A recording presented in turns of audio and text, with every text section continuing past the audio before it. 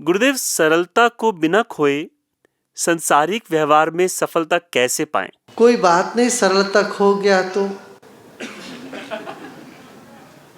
उसको भी क्यों पकड़ना चाहते हो आप? खो गया खो गया। खोया सा लगता है, वैसे सचमुच में खो नहीं पाओगे, जो आपका अपना स्वभाव है। मान लो आपको ऐसा लगा मैंने सरलता खो दी, अब सिर पीटना नहीं बैठ के, अरे अरे मैंने सरलता खो दी खो दी खो दी। अपने आप में थोड़ा खो दो, ये सब तनाव को मिटाओ अपने से, तो आप पाओगे सरलता है ही। जाएगा नहीं, वो हमारा स्वभाव है। कुशलता कैसे हासिल करें, ये रहा प्रश्न। मुझ में कुशलता नहीं है, उसको वो कुशलता लानी है, ऐसा नहीं सोचना। मान के चलो मुझ में मैं कुशल हूँ, मान के चलोगे तो कुशलता अपने आप निखरता हुआ दिखाई देगा आप में। आप ये मान के चलोगे तो मैं तो बुद्धू हूँ, मुझे मेरे में कुशलता नहीं है, वो इस जन्म में तो होने का कोई संभावना नहीं, वो है ही नहीं। जैसे मान लिया वैसे होने लगेगा। तो मान लेना चाहिए मुझ में कुशलता क्या है ना? सब में है, कहीं कुछ ज़्यादा है, कहीं कोई कम है, कहीं कम दिखता है, कहीं ज़्यादा दिखती है, मगर ऐसा नहीं कि है नहीं, ज़्यादा दिखने लग जाएगा और क्या।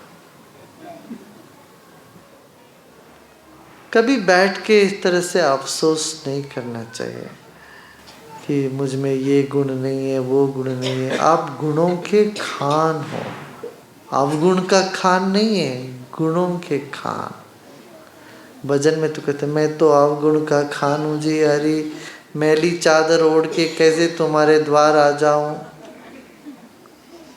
और बोलते हैं पावन परमेश्वर। अरे इसका मतलब यही है कि मैं बीमार हूँ, बीमार आदमी अस्पताल में कैसे चले आऊं?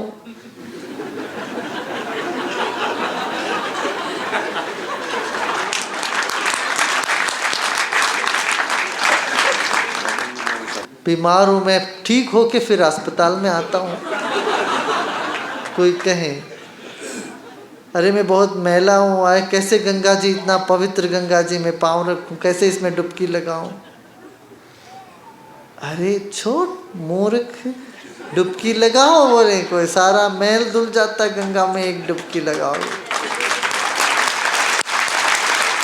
सारा पाप धुल जाता है सारे। क्योंकि पाप हमारा स्वभाव नहीं है, ऊपर ऊपर की चीज़ है, सब धुल जाता है, सब धुल गया, चलो डुबकी लगाओ गंगा में, बैठो साधना करो, थोड़ा सत्संग करो। प्राणायाम से ऊपर परे कोई तप नहीं है। न तपम प्राणायामात् परा, प्राणायाम के परे कोई तप नहीं है, यही तप है। थोड़ी देर प्राणायाम करो, ध्यान करो, देखना कैसे शुद्धता अपने भीतर से निकले, महसूस होने लगेगा मैं शुद्ध हूँ, बुद्ध हूँ, मुक्त हूँ। तो अपने आप को परिपक्व करने के लिए तो ये साधना सब बताई गई। और ये कि तो भय पावन परमेश्वर, मैं मन में मन शर्माता हूँ तो कैसे मैली चादर ओढ़ के आता हूँ तेरे पास। परमेश्वर को क्या तुम्हारा 100 रुपया का नोट चाहिए? एक नारियल जो तुम चढ़ाते वो चाहिए? नहीं, सिर्फ तेरे ग्लानि चाहिए। जमीन जैसे खचड़ा को खा करके खाद बना करके फूल उगा देती है जमीन, इस तरह से परमेश्वर में तुम अपनी सारी ग्लानि, क्लेश, कष्ट सब डालो, मगर वो परमात्मा की सत्ता, चैतन्य सत्ता क्लेश से विहीन है, उसमें ना कोई क्लेश है, ना कोई ग्लानि है।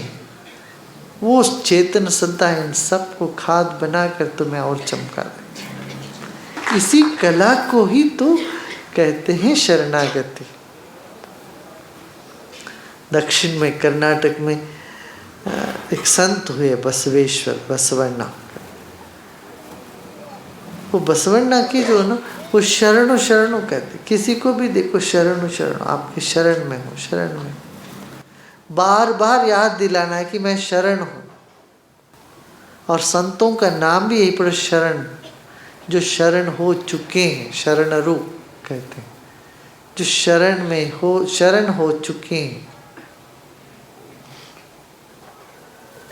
तो अभिवादन भी करते हैं शरण शरण। तो द्वैत भाव लगता है कि है, जबकि है नहीं। वो द्वैत भाव से ऊपर उठना ही शरणागति है। दो मिटने का नाम ही शरणागति। दो को मिटाने की कला ही शरणागति। शरणो शरण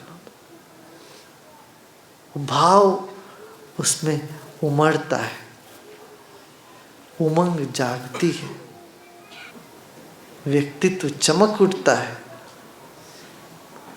ऐसे ही तमिलनाडु में देखो आप, वो वैष्णव मंदिर में जाओगे तो सिर झुकाओगे तो आपके सिर के ऊपर एक किरीट रखते हैं, मुकुट। माने जो झुका वो बना राजा।